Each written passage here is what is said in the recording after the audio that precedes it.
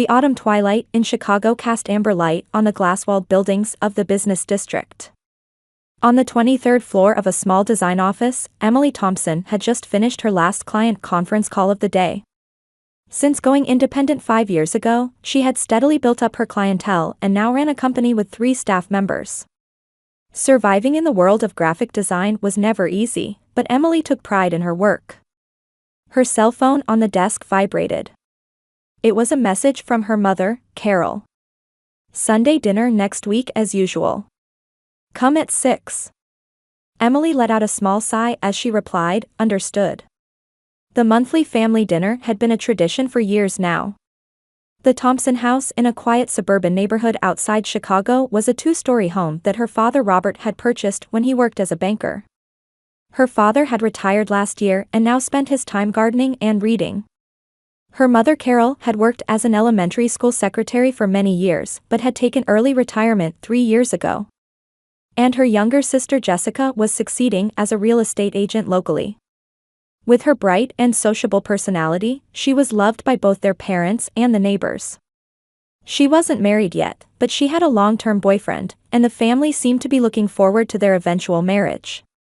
As Emily drove to the Thompson house, she mentally prepared herself as usual. Time with her family wasn't unpleasant, but she often felt uncomfortable. It was as if she alone was speaking a different language. When she arrived at her family home, her mother greeted her at the front door. Carol's hair was cut short, and recently she had stopped dyeing her gray hair. As always, she gave Emily a light hug before immediately returning to the kitchen. "Where's Dad?" Emily asked, and her mother answered over her shoulder. "He's reading the newspaper in his study. Jessica should be here soon."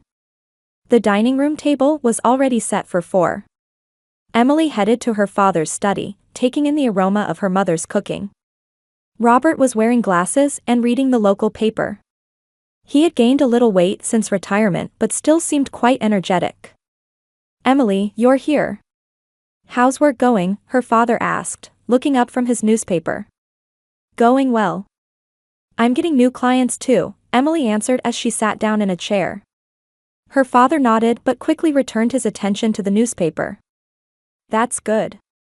Jessica sold a big property last month too. You girls are both doing well." Just then, they heard the front door open forcefully. Jessica's bright voice echoed throughout the house. "Everyone, I'm home." Her sister rushed into the dining room, her shoulder-length blonde hair flowing in the wind. Her cheeks were red from the cold, but her smile was radiant. "Emily. It's been so long." Jessica hugged Emily tightly. Her sister's embrace was always warm, and Emily naturally smiled back. During dinner, the conversation always centered on Jessica. Success stories from work, her relationship with her new boyfriend, fun times with friends. Their parents listened intently to their daughter's stories and frequently burst into laughter. Emily occasionally asked questions or made comments, but she felt somewhat like an observer.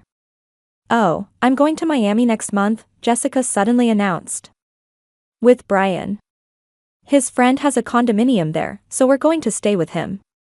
Their mother's eyes lit up. "How wonderful. Take lots of pictures." Emily stared at her wine glass, feeling a small sense of unease in her chest for some reason. It was an inexplicable emotion, neither jealousy nor loneliness, but rather a vague, unsettled feeling. When dinner was over, Emily prepared to leave early as usual. She had early work the next day, and more than that, she felt tired from spending extended time with her family. As she put on her shoes at the entrance, her mother called out, "Drive safely. See you next month." "Yes. Thank you for the wonderful meal," Emily replied with a smile. As she drove away from her family home, Emily gazed at the house lights through her window. Beyond those windows bathed in warm light, her family was probably spending pleasant time together. However, looking at that scene, an indescribable loneliness spread through Emily's heart. It felt as if she alone lived in a different world. As spring arrived in Chicago, Emily's company was swamped with new projects. They had landed a brand renewal job for a local mid-sized company, and work continued late into the night for days on end. During these busy days, she remembered that Jessica's birthday was approaching. On the second Saturday in March, a birthday party for her sister was to be held at the Thompson house. Emily finished her client meeting early and went to a department store to choose a present for Jessica.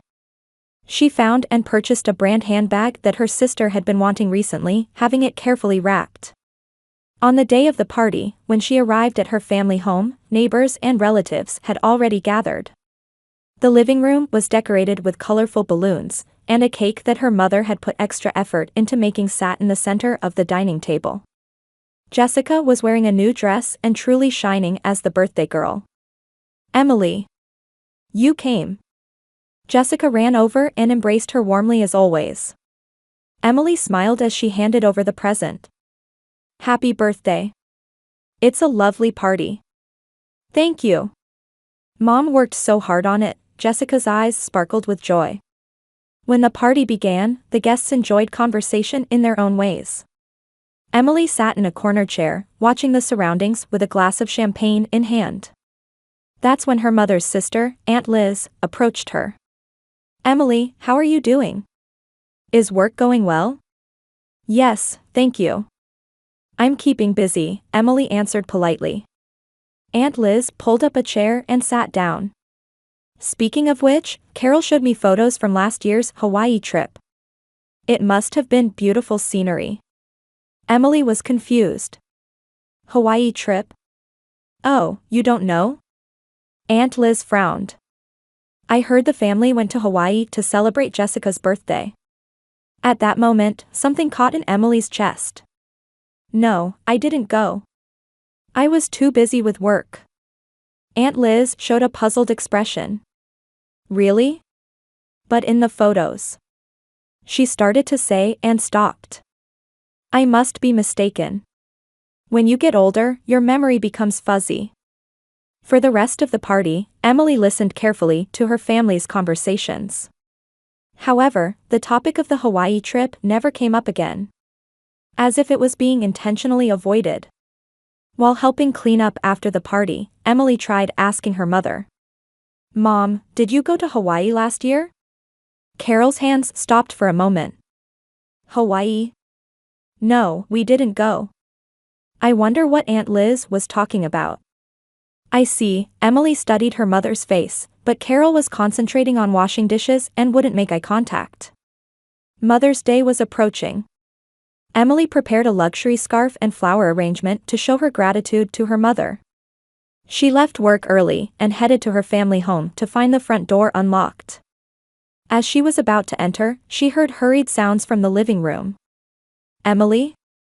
There was agitation mixed in her mother's voice. When she entered the living room, her father and Jessica were sitting on the sofa.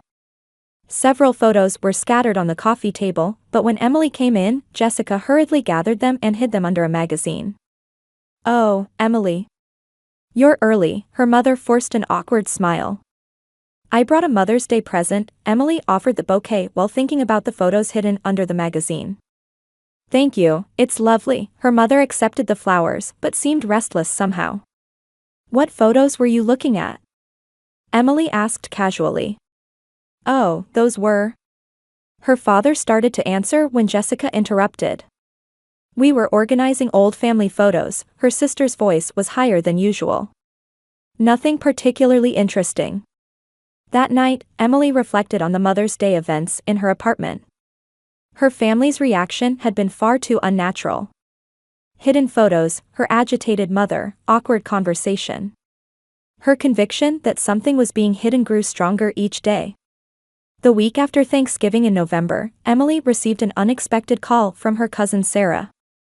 Sarah lived on the East Coast and only came home about once a year, so they weren't particularly close. "Emily, how are you? The Thanksgiving family photo was really lovely." Sarah's voice was bright. Emily gripped the receiver. "Thanksgiving photo?" "Yes, the one your mom posted on Facebook. The photo of everyone gathered around the dinner table. You all looked so happy, it warmed my heart to see it." Emily's heart began to race. "I couldn't go to Thanksgiving because of work." Silence fell on the other end of the phone. "Oh, but in the photo. Sarah's voice became small. I must have been mistaken. I'm sorry. After hanging up, Emily sank onto her sofa. Her hands were shaking. On Thanksgiving Day, she definitely had an important presentation and couldn't attend the family gathering. She had contacted her family in advance about this. But if a family photo was taken, why was she the only one not there? That night, Emily searched for her mother's Facebook page. However, the account was set to private, and only family members could see the posts. She considered sending a friend request, but thought that would make her seem suspicious, so she decided against it. She tried to concentrate on work, but her mind was full of thoughts about her family. The Hawaii trip story, the hidden photos, the Thanksgiving family photo. These events didn't seem like mere coincidences. During December's family dinner, Emily carefully observed her family's words and actions. The conversation still revolved around Jessica as usual, but Emily noticed a new sense of unease. Between her parents and Jessica, there seemed to be a subtle sense of unity, as if they shared a secret. Eye contact, small knowing smiles, words started and then stopped. When Emily got up to use the bathroom, she overheard a whispered conversation coming from the dining room. I wonder if she still hasn't noticed, her mother's worried voice said. It's okay, Mom. Emily's head is full of work, Jessica's voice continued. But won't she find out eventually, her father's low voice echoed. When that time comes, we'll deal with it then. Don't worry for now. Emily stopped in the hallway. Her heart was beating violently, and sweat beaded on her palms. They were definitely hiding something. And that something was about her. When she returned from the bathroom, the three of them had suddenly changed to a bright conversation about Christmas. The change was too abrupt and unnatural. Emily sat down as if nothing had happened, but inside her heart, a storm was raging. That night, when Emily returned to her apartment, she tried writing down everything that had happened. When she arranged them in chronological order, a pattern became visible. It seemed as if she was being intentionally excluded from her family's important events and happy occasions. However, Emily tried to suppress her suspicions. There was no way her family would intentionally exclude her. She was probably just becoming paranoid from work stress. Telling herself this, she headed to bed. On a Thursday afternoon in February, as cold rain washed over Chicago's streets, Emily's office received a call from her mother. Carol's voice was more flustered than usual. Emily, I have a favor to ask. My smartphone stopped working. The screen went completely black. Emily looked up from the design she was working on. Is it broken? Since when?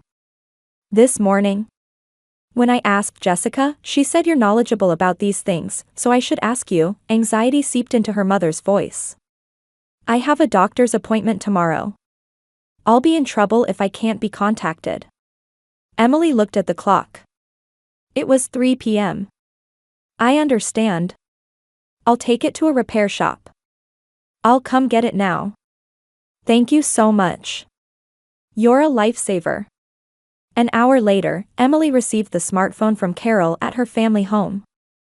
Indeed, the screen was completely black and didn't respond when she pressed the power button. The data might be lost, is that okay? Emily confirmed with her mother. Yes, it can't be helped. I don't have anything that important, Carol shrugged. But if possible, I'd like to keep just the photos. In the car on the way to the repair shop, Emily tried checking the smartphone one more time. When she pressed the power button and volume button simultaneously for a long time, the screen suddenly lit up. It seemed to have been just a simple freeze. In the repair shop parking lot, Emily called her mother. It's fixed. It seems to have been just a freeze. Oh, really? Thank you. But just to be safe, could you transfer the data to a new smartphone? Relief seeped into Carol's voice. Actually, it's been acting up for a while. It might break completely next time. Emily consulted with the repair shop staff and began the data transfer procedure. While waiting for the data transfer to the new smartphone, a technician was checking the operation of the old smartphone. Ma'am, the data transfer should be fine. But I have one question, a young technician called out to Emily. This smartphone has a hidden folder. Should we transfer this too? Emily tilted her head. A hidden folder? Yes, a password-protected folder. It's named a hidden. We need the password to transfer it. Emily thought about it. She didn't think her mother would use such a feature. I'm sorry, I don't know the password. Let me ask my mother. The technician nodded understandingly. I see. Please check with your mother and come back. She called Carol from the car, but no matter how many times it rang, there was no answer. Emily stared at the old smartphone. The screen displayed the password input screen for the hidden folder. Suddenly, Emily remembered Jessica's birthday. Family passwords were usually birthdays or anniversaries. She tried entering 0-3-1-5 and the screen changed. The password was correct. When the folder opened, Emily's heart nearly stopped. There were hundreds of photos neatly arranged. Looking at the dates, they spanned the past 5 years. When she tapped on them one by one, they were all family photos. Her father, mother, and Jessica smiling on a Hawaiian beach. The three of them around a table at a high-end restaurant. A family embracing in front of a Christmas tree. The Thanksgiving dinner table. Jessica's birthday party. Emily's hands began to shake. In every photo, she was the only one missing. As if she had never existed from the beginning. Scrolling further, she realized they were organized into albums. Hawaii trip 2023, Napa Valley weekend trip, Jessica's birthday, Thanksgiving 2024. And finally, there was an album name that made Emily doubt her eyes. Family Photos Without Emily. That album contained 5 years' worth of family memories. Trips she didn't know about, birthday parties she hadn't attended, anniversary dinners she wasn't invited to. Everything had been done intentionally, systematically, excluding Emily. In the car, Emily found it hard to breathe. Her palms were soaked with sweat, and her hands holding the smartphone wouldn't stop shaking. 5 years. For 5 years, she had been excluded from her family. One photo particularly pierced her chest. It was taken on Christmas morning last year in a luxury hotel suite.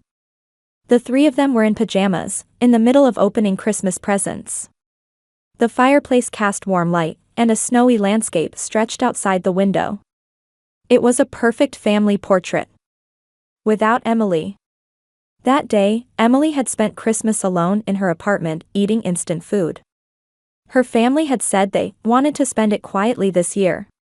But in reality, they had enjoyed a luxurious Christmas vacation as a family, excluding only her. As she checked the dates of the photos, a pattern became visible. During times when Emily had said she was busy with work, when she had contacted them in advance that she couldn't participate, special family time was always arranged. As if they had been waiting for her absence. Emily hurried back to the repair shop. The technician looked at her with concern. Ma'am, are you all right? You look pale. Cancel the data transfer, Emily's voice was shaking. Please return the old smartphone as is. I understand. But the cause of the malfunction hasn't been resolved. That's fine. After leaving the repair shop, Emily stared at the smartphone in her car again. The hidden folder might contain other secrets. She opened the messaging app and found a family group chat. It was named A Real Family. When she scrolled back through the message history, Emily's chest felt like it would burst. There were hundreds of messages. They all discussed excluding Emily as if it were natural, talking about her while treating her as if her absence would make the family happier. As if she were a burden, and they would be better off without her. Emily placed the smartphone on the passenger seat. Her hands were shaking so much she couldn't look at the screen anymore. She opened the car window to try to breathe fresh air, but the pain deep in her chest wouldn't go away. 5 years of questions were all answered. Her family's unnatural behavior, hidden photos, awkward conversations. Everything had an explanation. She wasn't loved. She wasn't needed. For 5 years, maybe even longer, she had been nothing but a burden to her family. Emily started the car engine. She thought about confronting her family with the truth, but she didn't have the courage. Instead, she took out her phone and opened the family group chat, Thompson family.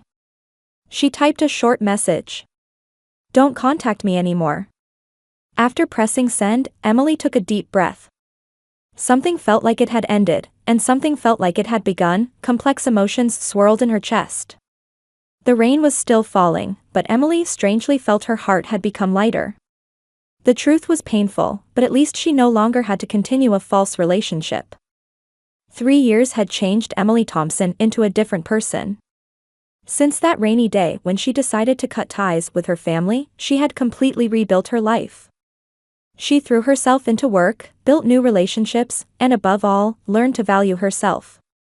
Emily's design company, A Creative Visions, had grown to become one of the most notable young companies in Chicago. The number of employees had increased to 15, and they now had clients nationwide. This spring, they received a buyout proposal from a major advertising agency. The amount was much larger than she had imagined, making her economic independence completely secure. The signing ceremony for the acquisition contract was held at a luxury hotel in downtown Chicago. Reporters from local business magazines came to cover it, and Emily's success story was to be featured as the cover article in the following month's issue. She was getting attention from many people. Around that time, she received an unexpected contact. In her mailbox was an envelope with a familiar handwritten address. The sender was listed as Jessica Thompson. Emily held the envelope and stared at it for a while. For 3 years, there had been no contact from her family. For the first few months, her mother had called several times, but Emily didn't answer. Eventually, the calls stopped, and silence continued as if the family had never existed from the beginning. When she opened the envelope, there was a wedding invitation printed on high-quality paper. It announced that Jessica Thompson and Brian Harrison's wedding would be held next month at a luxury resort outside Chicago. Along with the invitation, there was a letter from Jessica. "Dear Emily, I'm sorry for not being in touch for so long. I can't imagine having a wedding without you. Please attend. As family, as my sister, I need your presence. If possible, I'd like to ask you to give a speech too. With love, Jessica." Emily read the letter again. The words "as family" stirred up complex emotions. Since that day 3 years ago, the word family had become nothing but an empty sound to her. The next day, her mother also called. Emily hesitated for a long time before answering the phone. "Emily?" Carol's voice sounded aged. "How are you? Did you get the invitation?" "I received it." Emily's voice was emotionally controlled. "Please. Won't you attend? Jessica really wants to see you." We want to see you too," tears mixed with her mother's voice. After a long silence, Emily answered, "I'll think about it." After hanging up, Emily looked down at the city from her office window. The new life she had built over 3 years. Trustworthy friends, a successful business, and above all, genuine human relationships. Having obtained all of these, perhaps the time had come to face the past. A week before the wedding, Emily decided to attend. However, it wasn't for reconciliation. The time had finally come to reveal the truth she had kept buried in her chest for so long. On the wedding day, Grand Oaks Resort, in the Chicago suburbs, was bathed in early summer sunlight.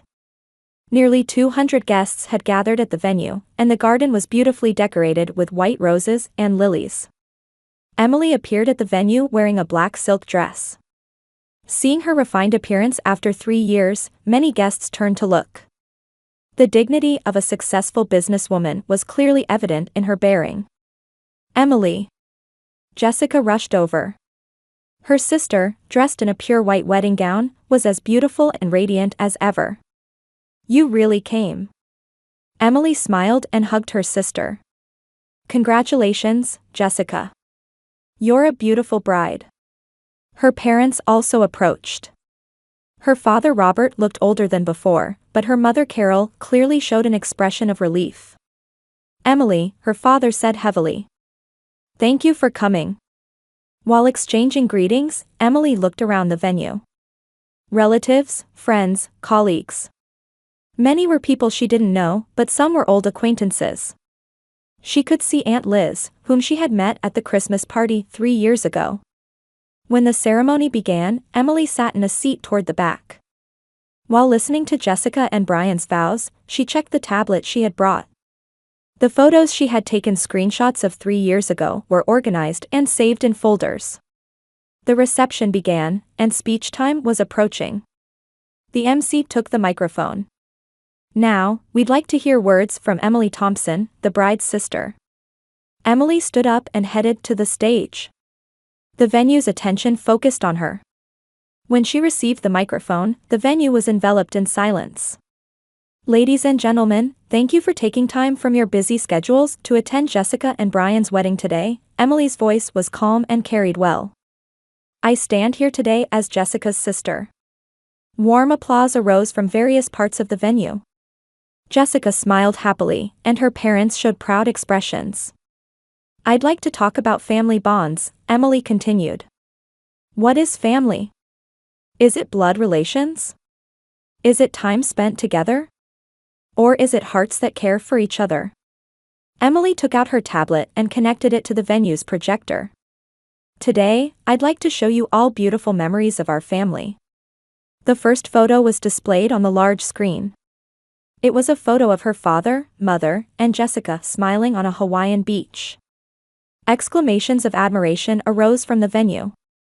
This is from a Hawaii trip 2 years ago. Emily's voice remained calm. It was a wonderful family trip, wasn't it? She switched to the next photo.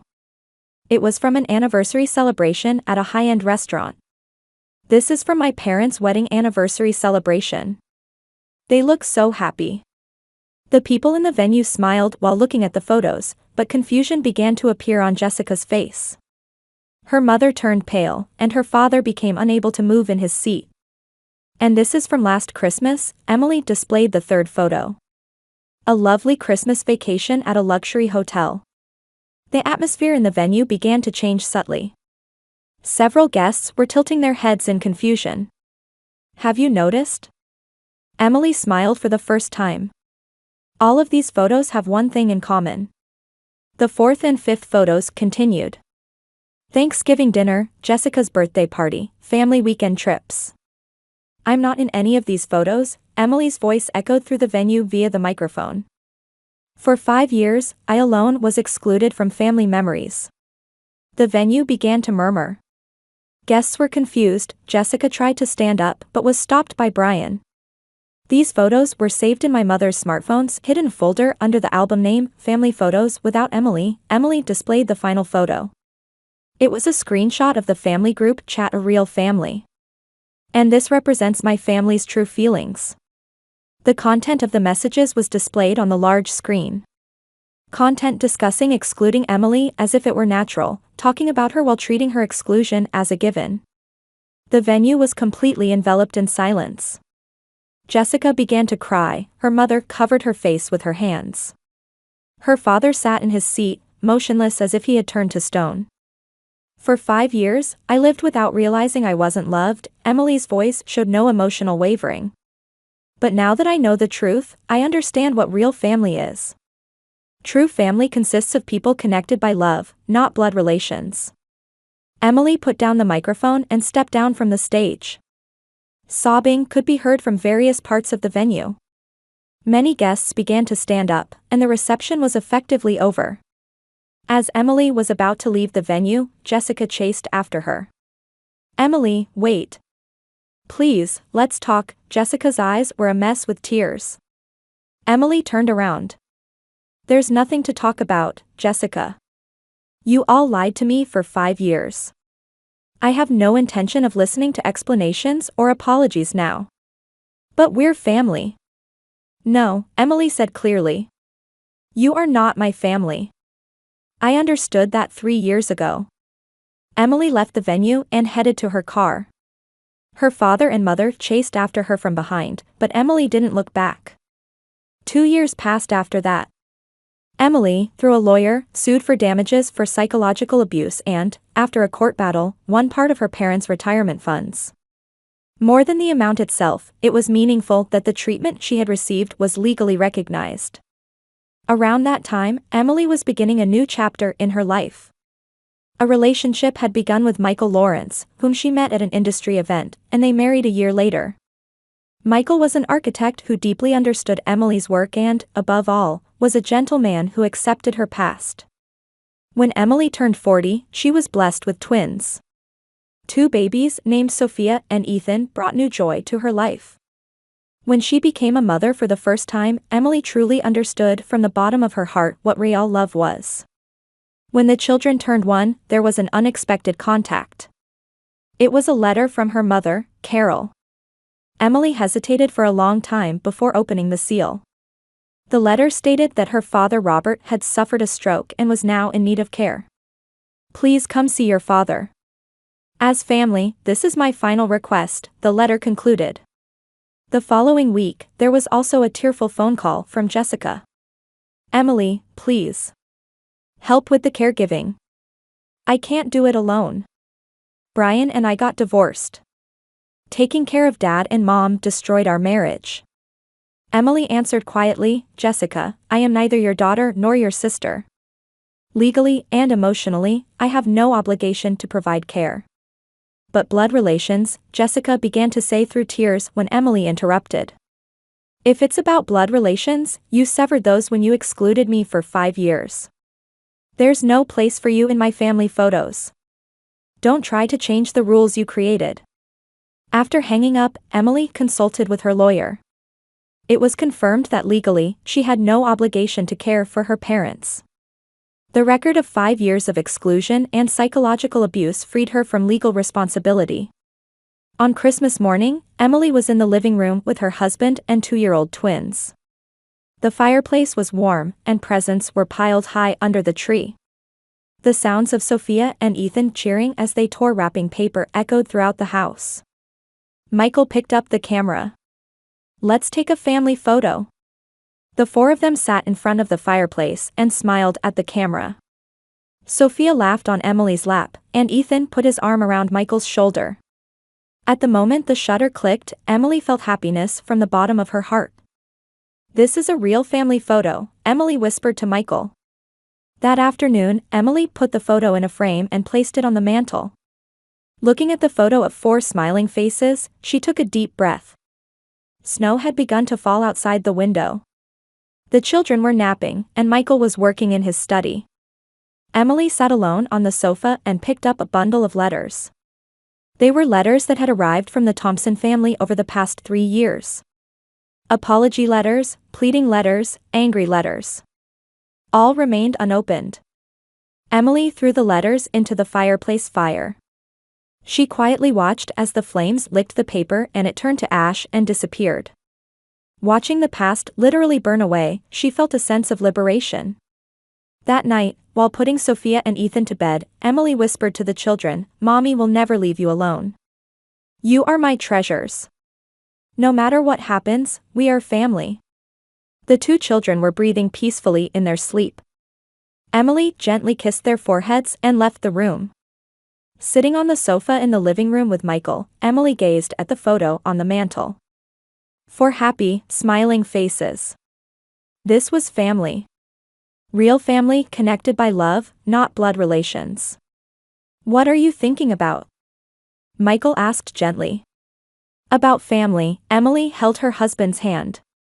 "Real family means people who truly cherish your existence." Michael squeezed her hand back. "You and the children are my family. I don't need anything else."